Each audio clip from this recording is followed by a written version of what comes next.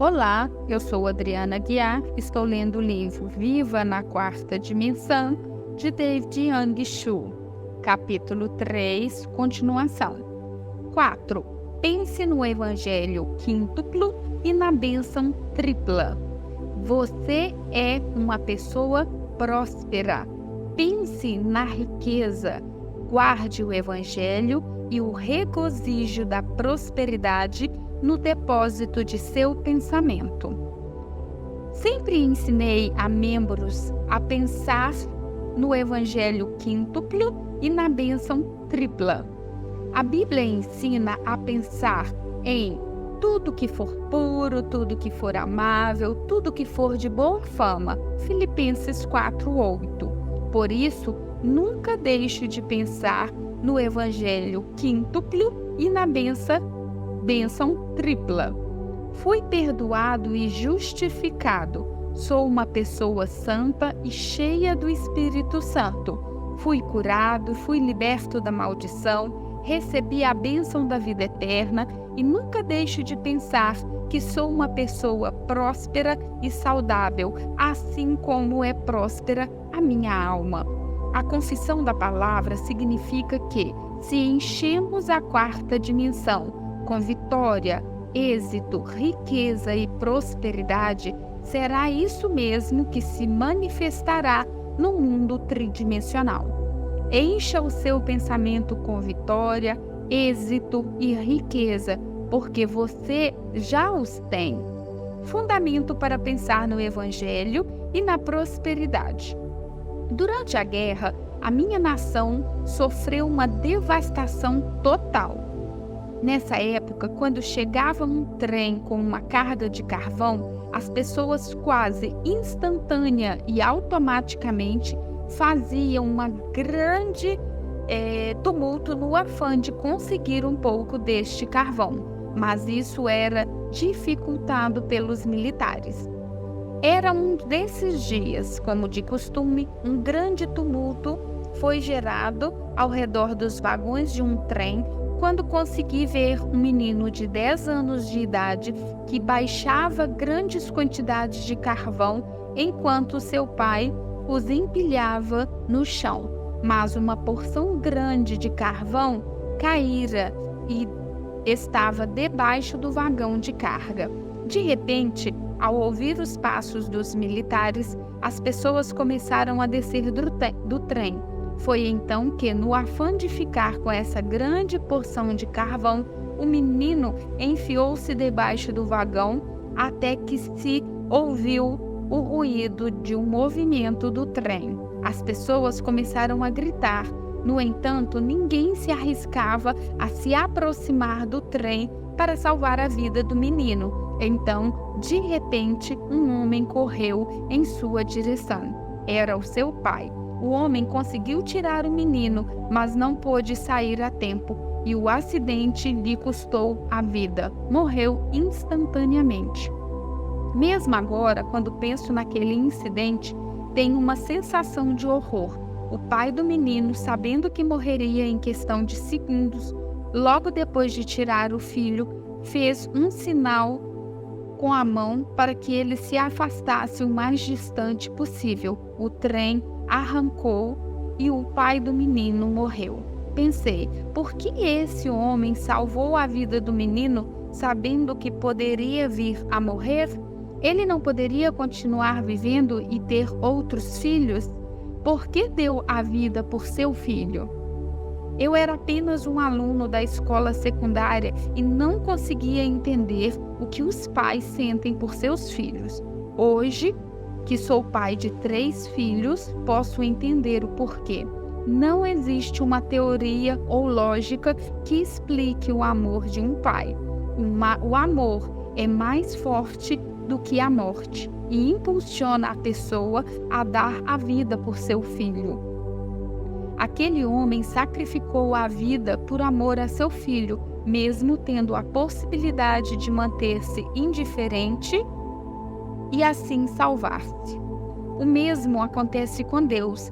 Deus, por amor a nós, quis nos salvar, mesmo pagando um alto um preço muito alto. Por isso enviou seu Filho amado Jesus Cristo. Foi Deus mesmo que encarnou e morreu na cruz. Podemos ser corajosos ao compreender o amor de Deus. E esse Deus está conosco.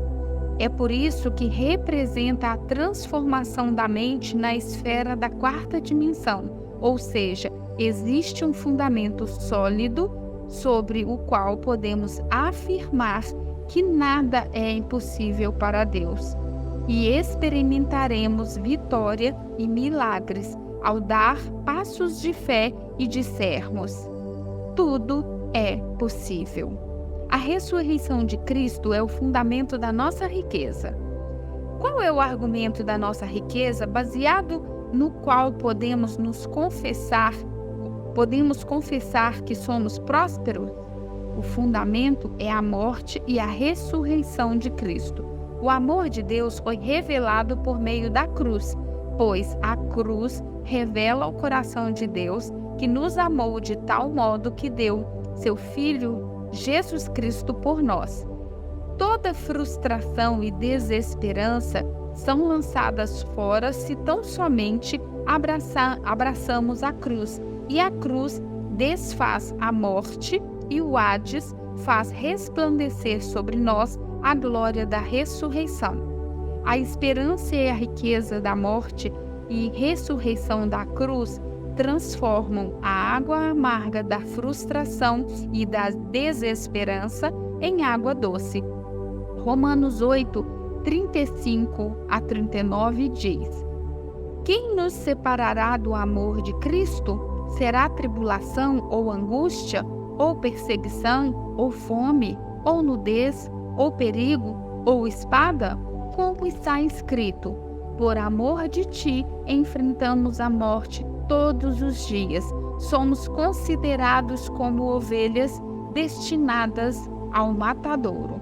Mas em todas essas coisas somos mais que vencedores por meio daquele que nos amou, pois estou convencido de que nem a morte, nem a vida, nem anjos, nem demônios, nem presente, nem futuro, nem quaisquer poderes, nem altura, nem profundidade, nem qualquer outra coisa na criação será capaz de nos separar do amor de Deus que está em Cristo Jesus, nosso Senhor.